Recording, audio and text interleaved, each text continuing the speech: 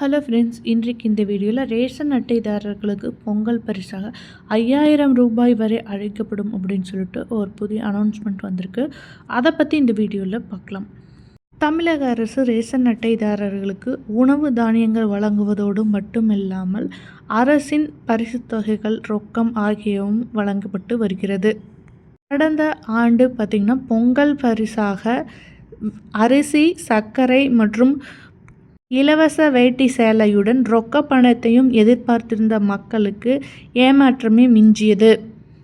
இதனால் இந்த ஆண்டு வரும் பொங்கலையொட்டி அரிசி, சர்க்கரை மற்றும் கரும்புடன் ரொக்க பணமானது 5000 ரூபாய் வரை வழங்கப்படலாம் அப்படின்னு சொல்லியிருக்காங்க.